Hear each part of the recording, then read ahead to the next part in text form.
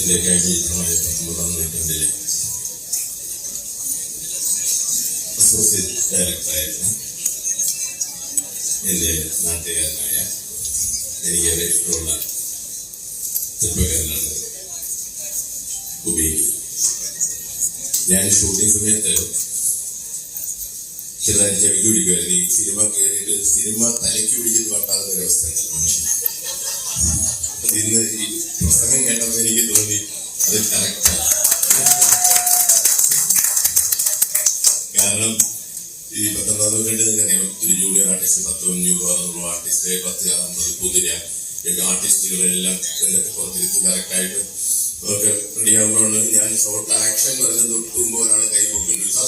Action പറയില്ല ഞാൻ നോക്കുമ്പോൾ സാറേ 9ാമത്തെ റോയിൽ നിൽക്കുന്ന പെൺകൊച്ചിന്റെ സാർ കണ്ടില്ല, ഷോൾഡറിൽ എന്തോ ഇരിക്കൊണ്ട് ആ രീതിയിലുള്ള അല്ലെ കൈപ്പൊക്കി പിടിച്ചിരിക്കുന്നു. കാണത്തില്ല. അല്ല അത് സാർ പ്രശ്നമാണ് സാർ. ഞാൻ വൈകി കൂടെ വിളിച്ചു പറയും ആ 8ാമത്തെ റോയിൽ നിൽക്കുന്ന പെൺകുട്ടിയുടെ തോളത്ത് എന്തുകൊണ്ട് മാറ്റി എന്നൊക്കെ പറഞ്ഞ് വിളിച്ചു പറഞ്ഞിട്ട് ആക്ഷൻ പറയും. എന്നാലേ പുള്ളി സംതൃപ്തിയാകത്തുള്ളൂ. ആ ഒരു സംഭവം ഇന്നത്തെ പ്രസംഗത്തിൽ കണ്ടിരിക്കും.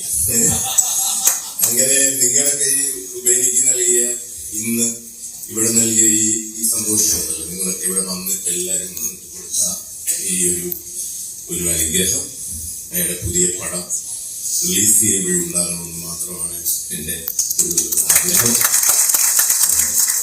എല്ലാ നന്മകളും നേരുന്നു.